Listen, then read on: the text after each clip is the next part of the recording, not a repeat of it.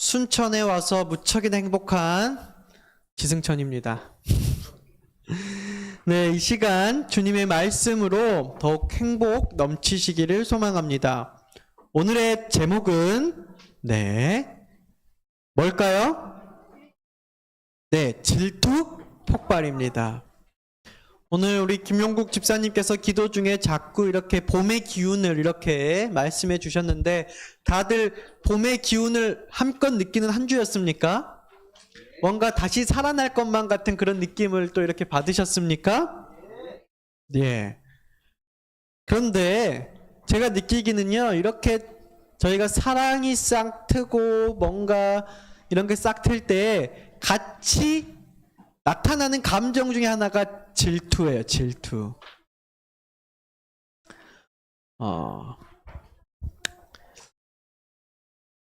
이 다이제스트라는 1분 건강 다이제스트라는 잡지에 실린 글인데요. 우리 정유경 기자가 취재했고 연세 유엔 김신경 정신과 유상우 원장이 말한 내용인데요. 질투는 저절로 생기는 본능적 감정이라고 합니다. 네. 나는 질투심이 없다라고 하시는 분 한번 손 들어 보시겠습니까? 우리 동아가 잠깐 손 들었다 다시 내렸습니다. 동아 어머니, 동아가 진짜 질투심이 없나요? 제가 아는 모든 둘째들은 질투심 100입니다. 100. 네. 내 애인이 혹은 내 아내와 내 배우자가 다른 이성과 나란히 앉아서 다정하게 이야기 나누는 것을 봤다라고 한다면 과연 그 모습을 보고도 몇 명이나 치밀어 오르는 감정이 없는 분들이 과연 몇 명이나 있을까요? 그런 상황이라면 오히려 질투를 안 하는 것이 문제가 있는 것이죠. 네. 왜 우리는 질투라는 것을 할까요? 이 남자의 질투는요, 스킨십에서 나온답니다. 그러니까 내 짝이 다른 이성에게 이렇게 터치를 이렇게 어깨라든지 막 이렇게 하면은 굉장히 질투심이 난대요. 근데 여자들은 감정 교환에서 질투심이 난대요. 뭐 스킨십보다는 내 짝이 다른 이성과 자꾸 감정을 교류하는 것 같은 그런 게 느껴지면 질투심이 심해진다라고. 근데 이게 서로가 다르니까 여자들은 다른 이성에게 스킨십을 아무렇게나 하는 경향이 있는 것 같아요. 자기가 거기서 질투심 떠는. 또 남자들은 본인은 그렇지 않으니까 다른 이성들에게 본인의 감정을 이렇게 교환하는 것들을 이렇게 인식하지 못하는 경우도 있는 것 같아요.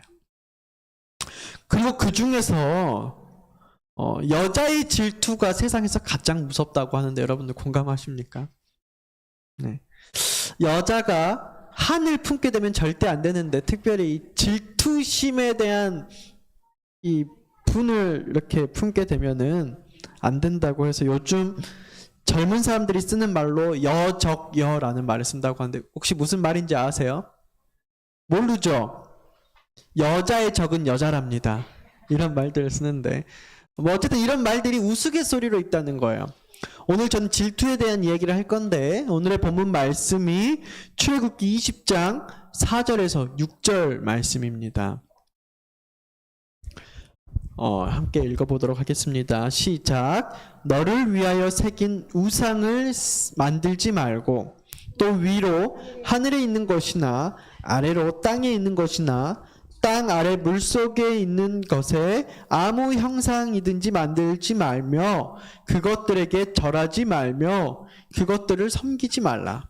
나 여호와 너희 하나님은 질투하는 하나님인즉 나를 미워하는 자의 죄를 갚되 아비로부터 아들에게로 3, 4대까지 이르게 하거니와 나를 사랑하고 내 계명을 지키는 자에게는 1000대까지 은혜를 베푸느니라.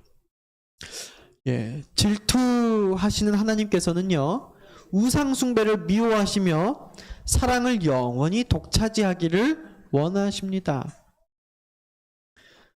지난 3월 24일 날 광양 옥룡사 동백나무 숲을 걸었는데 이 중에서 가장 동백나무 꽃이 많이 핀 곳에서 찍은 사진이 이 사진입니다.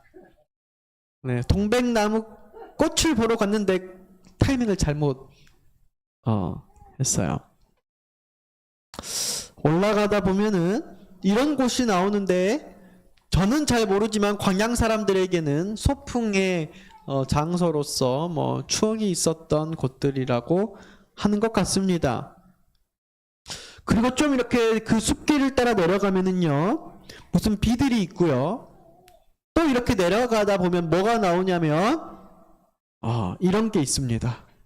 제가 깜짝 놀랐어요.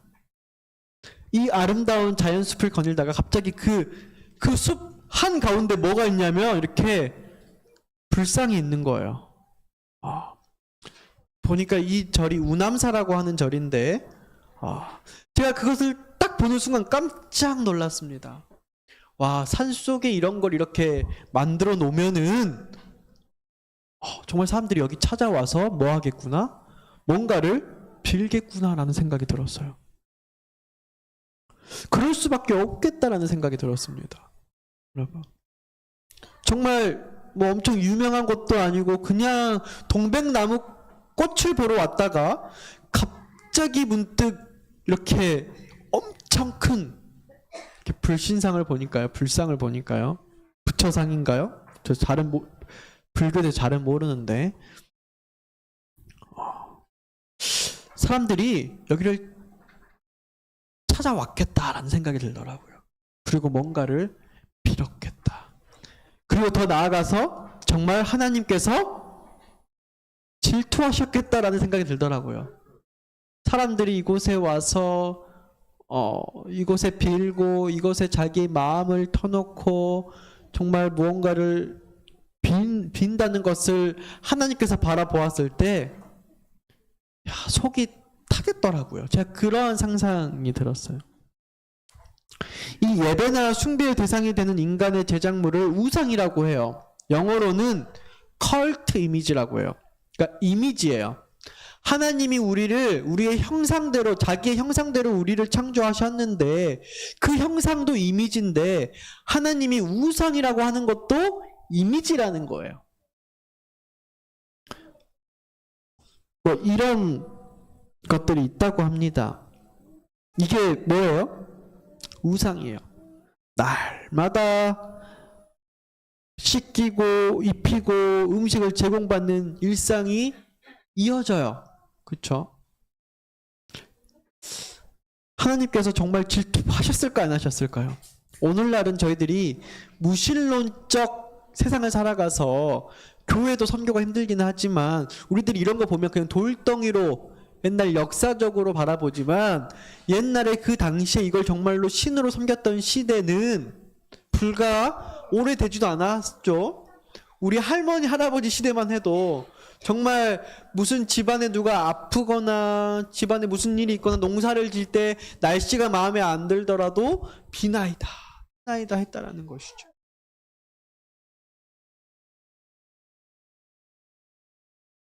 어제 우리 방장로님께서 옛날 얘기해 주셨는데요. 제가 옛날 책 하나 가져왔습니다. 둘째 계명과 그림들.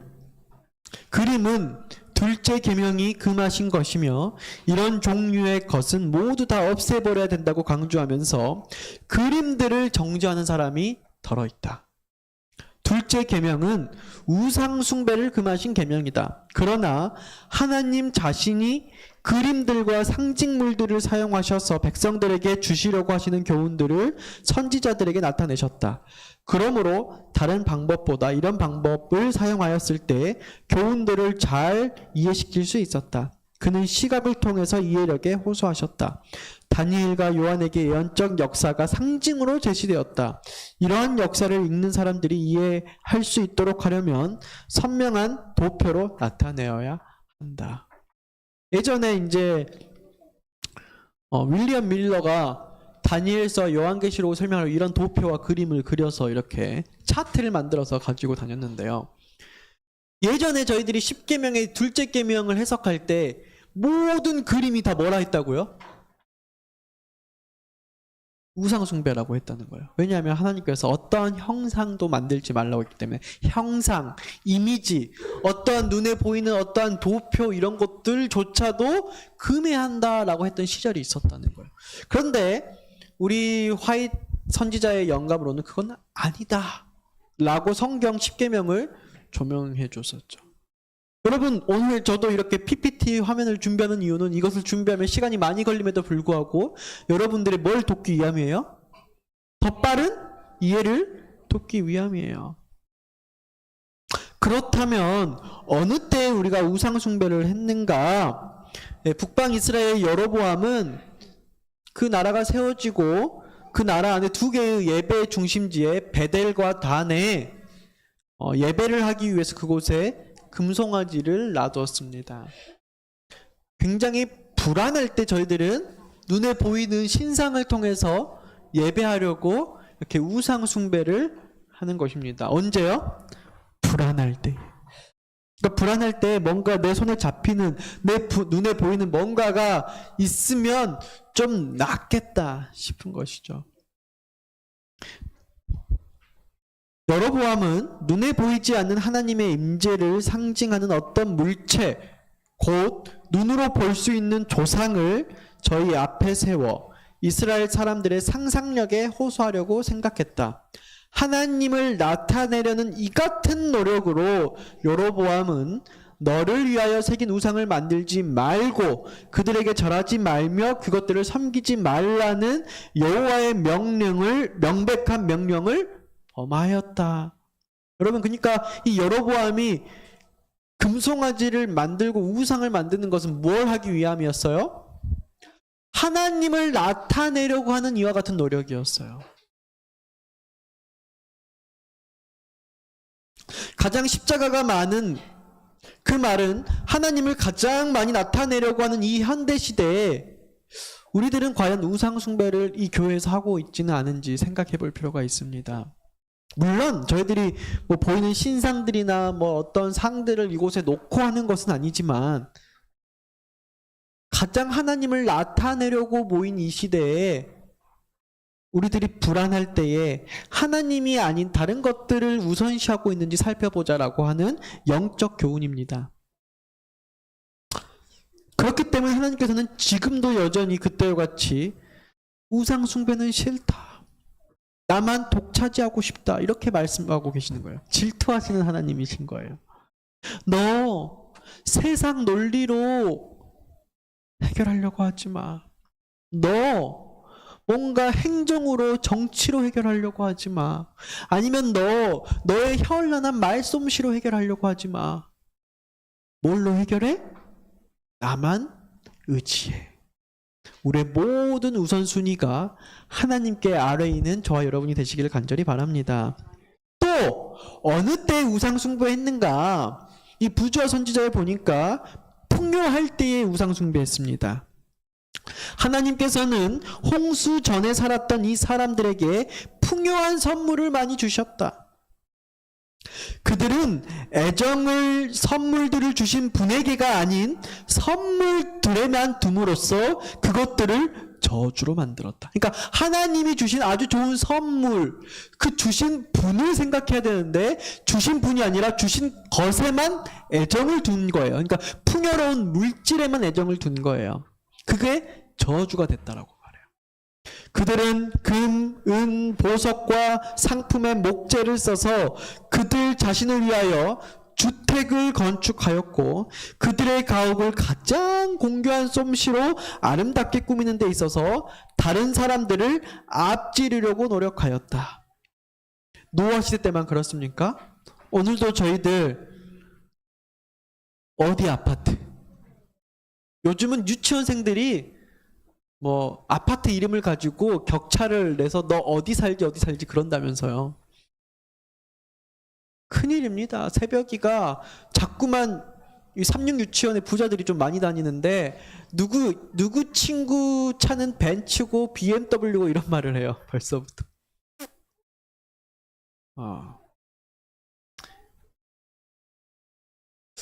왜냐하면 많이들 현대인들이 더 좋은 집, 더 멋진 것들, 하나님께서 우리에게 주신 선물들을 주신 하나님께 감사를 드리고 그 주신 분이 누군지를 기억해야 되는데 그 물질들에 집착하기 시작하면서 우상 숭배가 시작되는 거예요. 그들은 하나님 대신에 하나님이 만드신 뭘 숭상했어요? 천연계를 숭상하였다. 그들은 천재적인 인간을 찬미하고 자신의 손으로 만든 작품을 숭배하였고 자녀들에게 아로 새긴 우상에게 절하라고 가르쳤다. 요즘은 교회가 멋지게 건축되고 그 건축 위원장이 누구였냐가 하나님보다 더 조명받는 시대가 돼버린 것 같아요.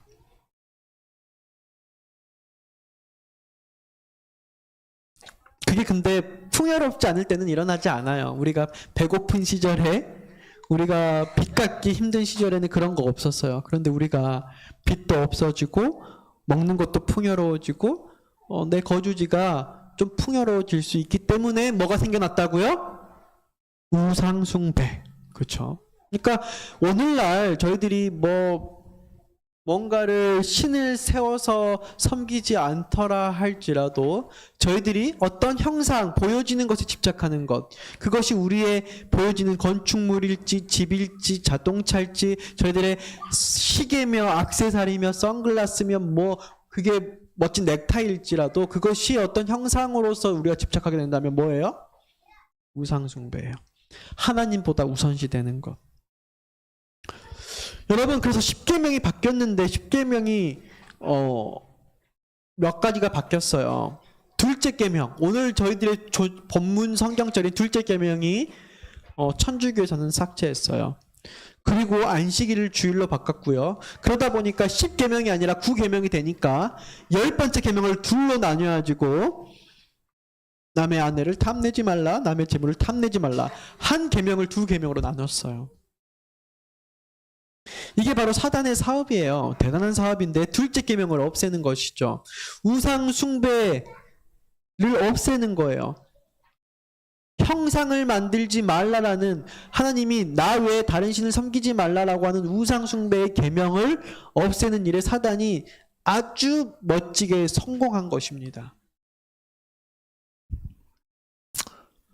로마교는 신성모독적 사업을 완성하기 위하여 대담하게도, 정말 대담하죠, 하나님께서 만드신 10계명을 변경시켰어요. 우상숭배를 금지한 하나님의 둘째 계명을 삭제하고 계명의 숫자를 맞추기 위하여 10째 계명을 둘로 나눴다. 그럼 여러분, 둘째 계명이 이렇게 없어져도 되나요? 반드시 있어야 하는 이유가 있어요. 우상숭배자들은 개종했다고 말하면서도 저들의 우상들을 교회 안으로 가지고 들어왔다. 저들은 숭배하는 대상만 바뀌었을 뿐 성자들을 새긴 우상과 심지어는 그리스도와 그의 어머니 마리아 형상을 새겨 만든 우상을 가지고 있다. 예배의 문제에 있어서, 사랑의 대상에 있어서, 사랑의 방법에 있어서 너무나도 중요한 포인트이기 때문에 하나님께서 둘째 계명을 만드셨어요. 여러분, 첫째 계명과 둘째 계명은 본질이 같아요, 달라요? 나 외에 다른 신을 섬기지 말라는 것과 우상을 만들지 말라는 것이 본질이 같아요, 달라요? 그러니까 없앨 수 있는 거예요. 이거 같은 내용이잖아. 하나 없앤 거예요. 그리고 10계명에서 그 비슷한 개념으로 하나가 돼 있는 것을, 남의 소유를 탐내지 말라는 것에 남의 아내를 탐내지 말라는 것과 같은 맥락이 있을 터인데 그것을 가늠하지 말라는 것이 있음에도 불구하고 나눈 거예요. 숫자를 맞추기 위해서. 그러니까 본질은 비슷한데 왜 하나님께서는 이것을 두 개로 나눠서 우리에게 계명을 주셨을까? 사실 10계명의 본질은 다 같죠. 10개가 다. 근데 분명히 필요한 거예요. 우리가 그 사랑하는 방법이 있어서 너무나도 중요하기 때문이에요. 우리는 그래요, 하나님을 좋아하기 때문에 신상을 만든 거예요 라고 말할 수 있을까 봐서 하나님께서는 신상을 만들지, 눈에 보이는 것을 만들지 말라는 거예요. 너희 예배의 대상에 있어서. 부조 선지자에 이렇게 되어 있어요. 사단은 사단들로 하여금 둘째 계명을 범하게 하여 거룩한 존재이신 하나님에 대한 개념을 저하시키려고 하였다. 그러니까 둘째 계명을 없애는 순간 우리가 하나님에 대한 개념을 잊어버리게 된다는 것이죠. 그게 사단이 생각해낸 아주 훌륭한 아이디어고 사업입니다. Sons and Daughters of God 이라는 책이 있어요. 한국어로 번역이 되었다라고 어떤 목사님들을 말씀하시는데 저는 찾아보려고 해도 좀 잘 못 찾겠더라고요. 아마 하나님의 아들과 딸들 혹은 하나님의 자녀들 뭐 이렇게 번역이 되었지 않았을까 싶은데 아무튼 제가 좀 찾아보고 싶은데 없어요. 그 책 57페이지 보면은 이런 말이 있는데 제가 챗 GPT에게 시켜서 좀 번역을 해왔습니다. 영어로만 보면은 물론 영어 학원교회 출신들이기 때문에 문제가 없을까 싶기도 하지만 문제가 있을 것을 알기 때문에 제가 이렇게 한글로 AI에게 번역을 좀 시켰어요. 정말 의미 있는 말이에요. 오늘 본문 성경절에 있어서 우리 창조주는 우리의 최고의 헌신과 첫 번째 충성을 요구합니다. 하나님께 대한 사랑이 약해지거나 그에게 바칠 영역이 간섭받으면 그것이 우상이 됩니다. 어떤 사람들에게는 그들의 토지, 그들의 집, 그리고 그들의 상품들이 그들의 우상이 됩니다. 개인 사업에는 열정과 에너지를 가지고 나아가지만 하나님을 섬기는 개인 사업에 뒤처지는 것으로 여겨집니다. 가족의 예배는 소홀히 되고 은밀히 기도도 잊혀집니다. 번영으로 인해 마음이 강경해진 많은 사람들은 하나님과 이웃들의 필요를 잊고 살아갑니다.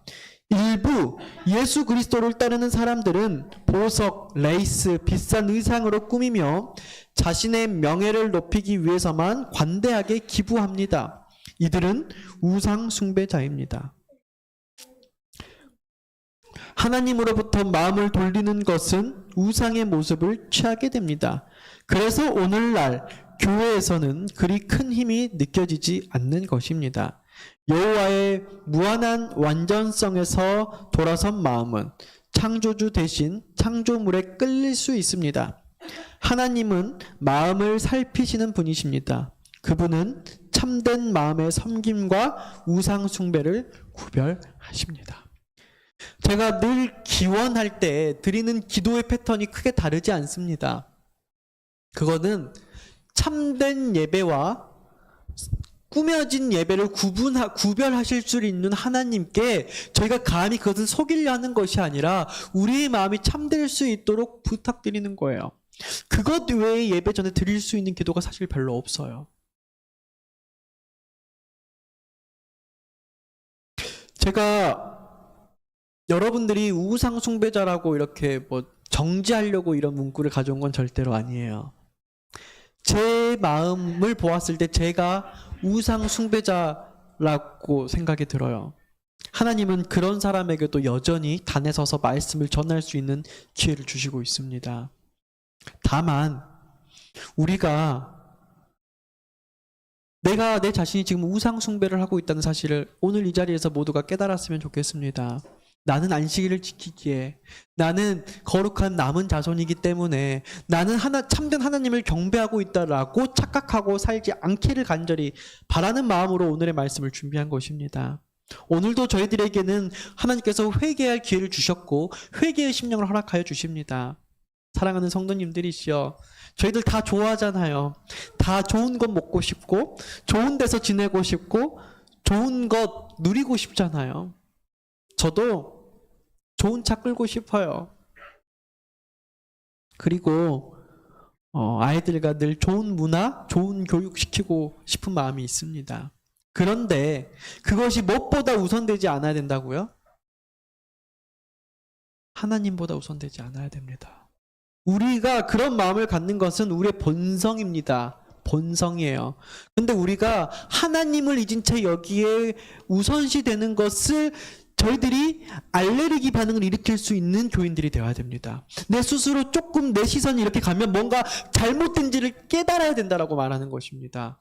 내 시선이 분명 하나님보다 더 우선시 다른 곳에 가는데 우리가 뭐 그럴 수 있지 않아? 우리가 어쩔 수 없지라고 하는 그 생각, 그것을 오늘 하나님께 저희들 내려놓았으면 좋겠습니다. 그렇다면 비록 우리가 그런 것을 좋아한다 할지라도 하나님께서 하나님을 우선시 되게 하시면서 우리가 누리는 그것들이 하나님께서 주심을 감사하게끔 하면서 누릴 수 있도록 하나님께서 인도해 주실 것입니다. 저희가 스스로 그러한 것들을 더 쟁취하려고 남들보다 더 나은 것을 가져가려고 저희들이 거기에 목매어 사는 것이 아니라 하나님께서 주시는 그런 하나님께서 주시는 축복과 은혜와 이 좋은 것들을 저희들이 누가 주셨는지를 기억하면서 감사하는 삶이 됐으면 좋겠다라고 하는 것이지요. 그렇게 말하면서 하나님은 어떻게 말씀하시냐면 나 여호와 너희 하나님은 무슨 하나님? 질투하는 하나님이시지요. 나를 미워하는 자의 죄를 갚되 아비로부터 아들에게로 3, 4대까지 이르게 하거니와 나를 사랑하고 내 계명을 지키는 자들에게는 1000대까지 은혜를 베푸느니라. 이 말씀을 사단은 자꾸만 너희 하늘 아버지는 말이야 너가 죄를 짓잖아 3, 4대까지 너를 벌하신다 이렇게 속삭여요. 사랑의 하나님의 개념을 또 저하시키는 거예요. 여러분 이 뜻을 어떻게 해석하세요? 여러분들은 궁금하시지 않았어요? 십계명에 나오는 말이잖아요. 저희들이 많이들 암기하고 많이 듣는 말인데 여러분들이 이것을 어떻게 지금까지 이해하고 계셨습니까? 나를 미워하는 자의 죄를 갚되 아비로부터 아들에게로 3, 4대까지. 그러면 아버지가 죄지면 3대, 4대까지는 벌 받는 거죠? 그 말씀이잖아요. 제가 연구하고 느끼는 점을 좀 공유해 드리도록 하겠습니다. 동의하실지 모르겠어요. 이 파카드라는 죄를 갚되라는 용어는요, 물론 징벌하다라는 뜻도 있을 수 있겠으나 사실은 그보다는 세다, 계수하다, 돌보다, 시찰하다, 방문하다 이런 뜻이 더 먼저 있어요. 그러니까 저는 이건 번역의 오류라고 저는 확신해요. 이렇게 번역하면 안 됐죠. 하나님은 다른 사람의 잘못 때문에 한 개인을 벌하시지 않습니다. 왜냐하면 에스겔 18장 2절에서 24절의 내용이 하나님의 품성을 설명해 주시는데 하나님은 절대로 연대 죄를 묻지 않으세요. 개인 자유의 선택, 마찬가지로 부모님의 신앙으로 우리들이 아니면 우리 교회 담임 목사님의 신앙으로 여러분들이 절대로 구원받는 것이 아니라 내 개인의 자유의 내 선택으로 인해서 모든 것이 하나님께서 구원을 주시기도 해주시고 하나님께서 영생을 주시기도 해주시는 거예요. 근데 부모의 죄 때문에 자식들이 벌 받는 것은 말이 안 돼요. 그럼에도 불구하고 여러 예언의 신에 이런 말들이 정말 많아요. 그들은 3, 4대에 이르기까지 그들의 결점을 자녀들에게 새겨주는 것이다. 자녀들에게 또는 자녀들에게 계속적인 감명을 끼치며 자자손손에게 불리한 증언을 한다. 자녀들은 일찍이 그들의 부모가 거절한 빛을 받아서 실천한 기회를 얻지 못하였다. 모든 부절제한 사람이 자기의 성향과 악한 경향을 그의 후손들에게 물려주게 되는 것은 하나의 법칙이다. 어머니의 생각과 감정은 그녀의 아이들에게 물려줄 유전적 기질에 강력한 영향을 끼치게 될 것이다. 타락한 식욕으로 인한 부모들의 죄는 자손 3, 4대에게 이르기까지 강력하게 작용한다. 그러니까 뭐예요? 3, 4대에 뭘 주는 거예요? 영향을 주는 거예요. 벌을 주는 게 아니라 여러분 우리 속담에도 무슨 말이 있냐면요. 콩 심은데 뭐 나요? 콩 나요. 콩 심은데 팥 나요? 안 나요? 그러니까 부모님이 자녀에게 끼친 영향이 있는데 그 영향을 안 받는 것은 말이 안 되는 거예요. 그러니까 이 정도 영향이 몇 대까지 간다고요? 3, 4대까지 간다 하는 거예요. 하나님이 죄의 결과를 갚는 것은 복수하려는 마음이 아니라 그릇된 행로는 반드시 불행한 결과를 가져온다는 것을 죄인들에게 가르치기 위함이에요. 하나님께서 죄는 불행한 결과를 가지고 온다는 것을 가르치기 위해서 부모에게로부터 영향이 3, 4대까지 가는 것을 영향을 받게끔 그것이 작용이 되게끔 보여주시는 가르침입니다. 그래서 질투하시는 하나님께서는 사랑의 하나님이셔서 우리를 가르치기를 위해 하셔서 우상 숭배를 미워하시며 사랑을 독차지하기를 원하셨던 것 같아요. 여러분, 죄를 갚되, 그러니까 죄를 시찰하되, 죄를 영향을 지켜보되, 그게 몇 대까지? 3, 4대까지. 그런데 그 뒤에 나를 사랑하고 내 계명을 지키는 자에게는 몇 대까지 은혜를 베푼다? 1000대. 여러분, 1000대면 어떤 기간이에요? 1000대면은요 영원하다라고 보는 게 맞는 것 같아요. 해석하기를. 1대에 저희들이 한 70년에서 100년을 따진다고 하면은 1000대라고 하면은 몇만 년인가요? 제 숫자는 좀 약한데. 증언보감에 이런 말씀이 있어요. 나 여호와 너희 하나님은 질투하는 하나님이라는 말씀이 시내산에서 우레와 같이 울려나온다. 부분적 순종, 분리된 관심은 그분을 미워하는 자들의 죄를 시찰하되, 죄를 방문하되, 죄를 이렇게 돌아보되, 아비로부터 아들에게까지 3, 4대까지 돌아보게 하시는 거고요. 그분을 사랑하며 그 계명을 지키는 자들에게는 1000대까지 은혜를 베푸시겠다고 말씀하시는 분에게 간합될 수 없다. 그러니까 적당히 걸쳐서 순종할 수 없다라는 것이죠. 사랑하는 순천 참빛교회 성도님들이시여 반드시 기억하시면 좋겠습니다. 부분적 순종은 하나님께서 받으시지 않습니다. 오늘 안식일날 교회에 와서 예배 드렸다 할지라도 우리가 일생을 하나님이 아닌 다른 것을 우선순위로 보고 듣고 만지고 생각하고 산다면 하나님은 받으실 수 없다라고 말씀하세요. 질투하신다는 거예요. 야, 승찬아, 나 되게 질투감 느끼거든? 나만 봐줄래? 내 말만 들어줄래? 라고 말씀하시는 거예요. 우리들의 아내가 질투 안 하는 아내가 없듯이, 여러분, 우리 특별히 남자 성도님들 절대로 잊지 마십시오. 질투 안 한다는 말은 다 거짓말입니다. 네. 다 그 표현하냐 안 하느냐의 차이는 있을 수 있으나 마음속에서 엄청난 질투심이 있는 거예요. 성격에 따라서 그거를 티 내는 사람이 있고 안 내는 사람이 있는 것이지. 제 아내도요, 여러분 이해해 주세요. 때로는 목사의 사모가 아닌 100% 지승천의 여자가 되고 싶을 때가 있어요. 이해하시죠? 근데 때로는 교인들은 100% 사모가 되길 원할 때도 있겠죠. 근데 50% 사모, 50% 이게 아니라 100% 지승천의 여자가 되고 싶은 게 있어요. 80%는 제가 제 아내를 좋아하고 20%는 우리 집사님들을 좋아할 수 없다고요. 그쵸? 이해 안 한다고요. 제가 월요일부터 금요일까지는 저희 집사람과 살고 토요일과 주말은 다른 사람과 살 수 없는 것처럼, 맞죠? 그러신 분들 안 계시죠? 두 집 살림 안 계시죠? 저는 두 집 살림이긴 해요. 살림만. 배우자가 아니고 살림만. 순천집, 광주집. 그렇게 할 수 없는 것처럼 저희가 오늘만 하나님만 바라보고 다른 날을 하나님 말고 다른 것을 바라보고 살 수 없는 것과 똑같다라고 하는 것입니다. 그렇게 한다면 당연히 질투하시는 거예요. 질투하시는 하나님이라고 말씀하시는 거예요. 하나님 외에는 어떤 것도 마음 주지 말라고 말씀하시는 거예요. 우리는 하나님 외에는 어떤 것도 마음 둘 수 없음을 인지하고 살아야 돼요. 내가 하나님 외에 뭔가를 좀 마음 뒀다는 것을 느끼는 순간 무릎 꿇고 하나님께 돌아와야 해요. 심지어 저희들의 자식들도 하나님께서 주신 최고의 선물이지, 그것이 하나님을 질투하실 만큼 우상이 되어서는 안 됩니다.